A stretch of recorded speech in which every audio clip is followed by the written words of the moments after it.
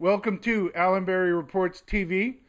I'm your host, Allan Labucan from allanberryreports.com. Today we have a new installment of our In the News show. This is the program where we talk about resource companies with recent developments. Excuse me. And on today's show we have two companies to talk about. One is a silver and gold focused company, and the other is a gold focused company. Before we get started with that, though, we will have an opening commentary. That's sort of our new formula where we talk about some trends that we're seeing or market-related issues, and then we get on to the In the News segment. And today we're going to talk about some bullish signs that we're seeing for commodity prices long-term and resource stocks. Before getting started, we always like to send out some thank you messages to those that are important in us being able to bring these shows to you. First of all, we use youtube.com as the main website to produce and broadcast these shows so that you can watch them at your leisure. They have a great website for anybody that's interested in doing online shows, and we highly recommend them. Also, if you're watching the show on our website at allanberryreports.com, you'll notice to the left and right of me that there's banners. Those banner sponsors are really important in us being able to bring these shows to you.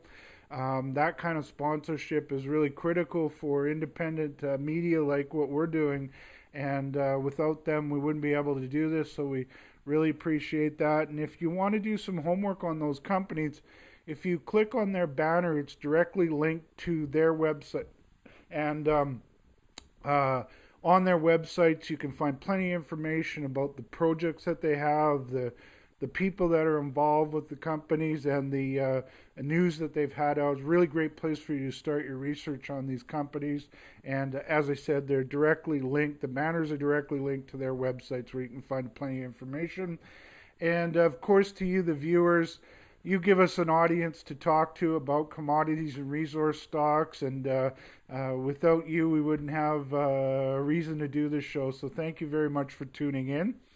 All right, so on today's show, I wanted to, we'll open with some the trends that we're seeing that are very bullish for commodities and resource stocks for that matter. On our recent shows, we've been talking a lot lately about the difficulties that we're having finding new companies to talk about on the shows. That is something that's really critically important for the long-term trends when it comes to the supply chains of commodities. What happens in your in the exploration and new mine development has a lot to do with what's going to happen with commodity prices or the supply chains in the 5 to 10 year window. And so if we're having problems, as we have been for the last year or so, finding new companies to talk about, that starts to give us a very strong indication that we've got that the long-term problem of weakness in the supply chain is not getting better, and if anything, it's taking a dip downwards. And so this is very bullish long-term for commodity prices. As I said, over the long term, this is very, it will continue to weaken already weakened supply chains of many commodities. It's also very bullish for the group of companies that we follow. Over the last 5+ years that we've been putting out our reports, we've compiled a really strong roster of companies in our email newsletter, and then over the last year or so, companies we've talked about on the shows. And the trends that we're seeing for the prices of commodities is very bullish for the companies that we follow. As the prices of commodities go up in value, the companies that we follow will see added upwards pressure as well, because basically the asset, what they're finding is worth more. What they have in the ground is worth more. And so as that increases in value, we would expect that the prices of many of the companies we follow to increase in value as well. And there's also another trend that we're seeing, that there's more investors that are coming into this space where they're looking at commodities and resource stocks globally. They want to get more involved in these assets, and the problem is that they're chasing after a small amount of companies. And as you get big funds flowing in chasing after a small amount of companies, this is also very bullish for those companies that have high quality discoveries, or are developing or are taking discoveries towards production. And so we're seeing some very good signs for the companies that we follow. Some major trends that we're seeing going forward, as I touched upon, is higher prices for commodities. We feel very strongly about that going forward based on what we're seeing with the supply chains. Healthy market for takeovers in the resource stock space. Again, just like investors, if investors have a small group of companies to chase after, so do the major mining companies that need to strengthen their own pipelines. They're also chasing after a small number of companies. So this is very healthy for the takeover markets. We're also expecting to see repricing that drives the prices of juniors and middle-level companies much higher. The high-quality ones that have assets that they've found with the drilling, or are now taking those towards economic evaluation and then maybe on to becoming new mines. This situation is very bullish for those companies. And of course, the bottom line is commodities and resource stocks will continue to be the best place for investors worldwide to look for outstanding above average returns. And that's been the way for the last 10 years, and we expect it to continue based on the trends that we're seeing with the pipelines, small amount of companies, all very bullish for commodities and resource stocks. And so now we're going to, that's a wrap on our opening commentary. Now we're going to move into talking about a couple of the companies. The first company that we're going to talk about today is U.S. Gold Corp. On the disclosure, we're not shareholders. Our past coverage includes they are a featured company in our Allan Reports email newsletter. We started coverage of them on September the 28th, 2008, which was our 19th edition. We've also had them on several of our past shows. The first time we had them on one of the shows was on June the 23rd, 2010. If you're watching the show on our website at allanberryreports.com, just look above me and you'll see a report section, and that's where you can find that 19th edition. We have all of our reports in there. Look for the 19th edition if you want to see our early coverage of U.S. Gold. And then in the shows section above me, you'll see we have a directory of all of our past shows with an overview of each show and a link so you can go and watch those shows. And that's where you'd find that June 23rd show. Their website is usgold.com. We've talked about them during several of our past shows. Again, just look above me at the shows section. You can find all of those past shows. The most recent time was on our February the 17th, 2011 show. And since then, the company's had a few news releases out that we're going to talk about today. One was on February 24th. Then they had one on March the 8th and March the 30th. So we're going to talk about those press releases. I'm just going to pull up their website now. As I said, their website is... hold on a second here. I just got to check my notes. The website is usgold.com. And on their website, they have a news section. And then they have it broken down by year. So we've got the 2011 news releases up. And the first one we're going to talk about is their February 24th release. The headline from that one is U.S. Gold announces the closing of a public offering of common stock and underwriters exercise their option or underwritten offering. They mentioned that U.S. gold. I'll just pull up the details here.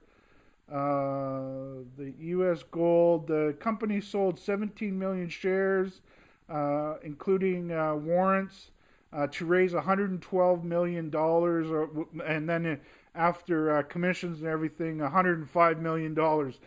So the company has filled up their treasury, and that'll help them out with their costs of future exploration on their key projects. Then on March the 8th, they had another press release out, and on that one, the headline is El Gallo extended in multiple directions. Recently discovered veins highlight additional upside potential. New bulk tonnage near surface mineralization discovered. They go on in the press release that they're pleased to announce continued exploration success at and surrounding the company's El Gallo project in Sinaloa State, Mexico. Drilling continues to expand the size of the silver-gold resources and further delineate the mineralization associated with the recently discovered veins. In addition, exploration has intersected near-surface bulk tonnage mineralization in a new area. Really important stuff there. We're really happy with what they've already found on El Gallo, and that looks to be getting better. Now they're finding satellite discoveries around El Gallo. El Gallo's the key project that's really got us excited about the company. So the fact that they're improving on what they've already discovered by expanding with new drilling, they're also finding satellite discoveries, which is just adding to our enthusiasm for their El Gallo project. Then they gave you some details about the El Gallo developments. They had one highlighted drill hole that had, for example, you're looking at 233 grams per ton silver over 12 meters. Another hole had a 1,204 grams per ton silver over 1.1 meters. Then they gave you some details about the new veins delivered continued success. High-grade gold extended. They had a 1 meter intersection of 27.2 grams per ton gold. Another with 5.9 grams per ton gold over 6 meters, including 13.7 grams per ton gold over 1.5 meters. That was at their Alamo discovery. Then they talked about their Chapatillo near-surface discovery that extended to the east and north. One of the holes there had 114 grams per ton silver and 1.4 grams per ton gold over 5.9 meters. They talked about some of their new bulk tonnage discovered called Haciendita, which had a 2.1 grams per ton gold, 3.1 grams per ton silver over 16.4 meters. Another hole had 1 gram per ton gold and 16.4 grams per ton silver over 34.1 meters. Really nice intersections in that near-surface discovery. Then they give you all the various different details about the recent drilling. We're not going to go into that. You can find it all on their press release. Those were some of the key information from that press release that caught our attention. Then the next news release that they had out is on March the 30th. And in that one, the headline is, El Gallo continues to expand east and south, new high-grade mineralization discovered in 2 areas. Again, this is off their El Gallo project in Sinaloa State, Mexico.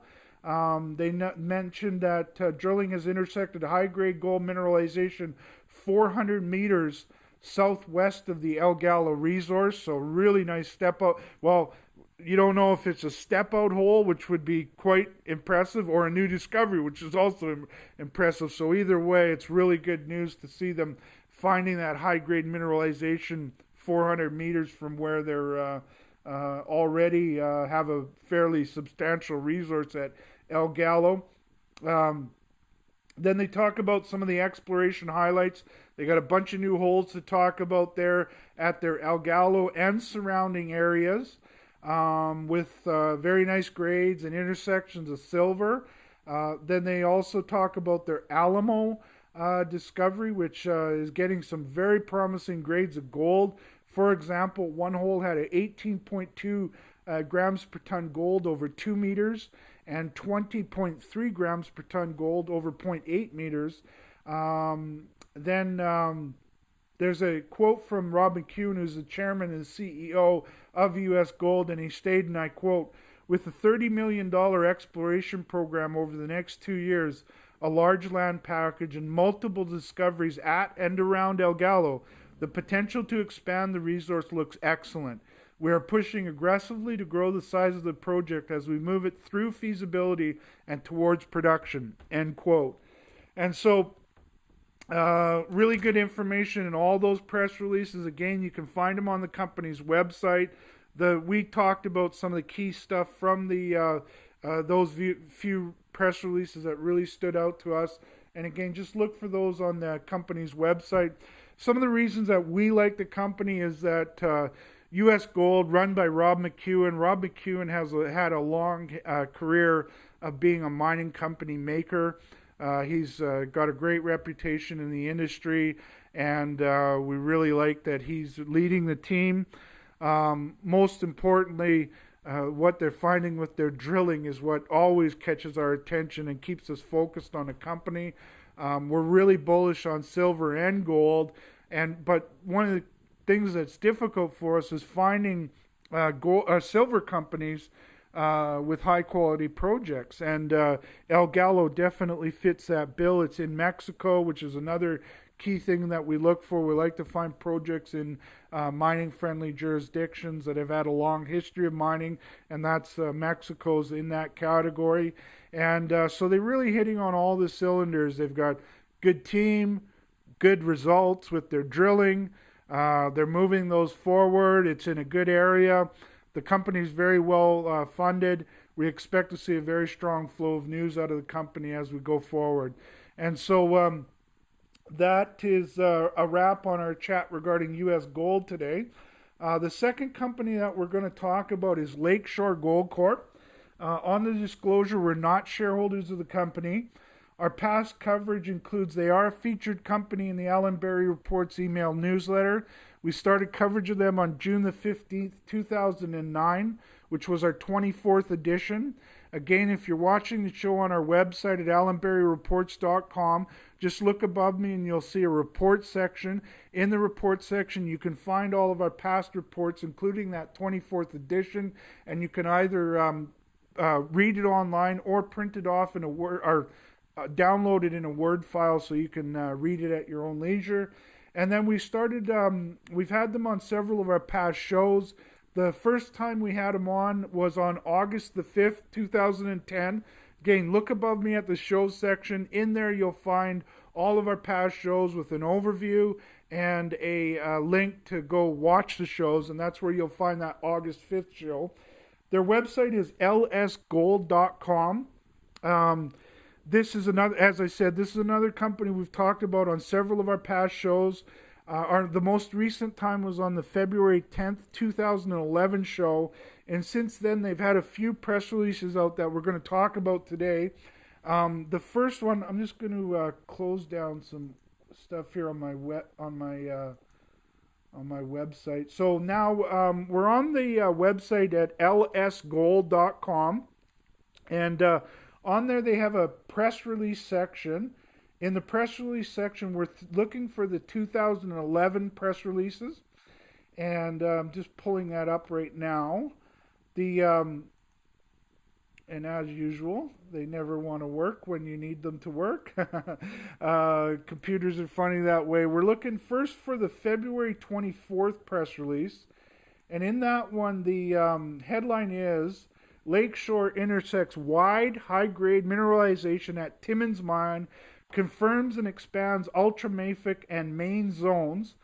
They go on, the highlights are drilling from 525 level to test up plunge extension of ultramafic zone. Had a very good intersection there, 6.27 grams per ton gold over 30 meters. including 19.92 grams per ton gold over 4.3 meters. Then they have a bunch more holes with really high grades and thick intersections. Then they talk about the drilling from the 260 level. Again, another batch of high-grade results, 16.58 grams per ton gold over 19 meters in one of the holes, including 51.25 grams per ton gold over 5.9 meters. Really nice high-grade stuff. And then they talk about their drilling from the 525 level into the main zone. Also intersects wide high-grade. For example, 5.52 grams per ton gold over 9.4 meters in one of their holes. Then they've got a bunch of details about that drilling. Again, you can find it on the February 24th press release. We've got to move through these fairly quickly because we've got 4 of them to talk about. The next one was on February 28th. The headline from that one is Lakeshore Gold discovers significant new gold zone at 144 property, becomes company 4th major project along western extension of the Timmins gold mine. They go on, some of the highlights are the drill results confirm presence of large mineralized system with strong similarities to the Thunder Creek Rusk and Porphyry zones with multiple occurrences of silver or visible gold. Significant gold values intersected within 200 meters of surface. Compare favorably to their Thunder Creek mineralization at similar shallow depths. Grades and widths of mineralization increasing with depth. Potential for new zones to the north and south along strike considered excellent. One of the holes, for example, had 2.4 grams per ton gold over 19 meters, including 6.61 grams per ton gold over 2 meters. Really nice intersections there. And they're drilling up to 800 meters along strike to southwest.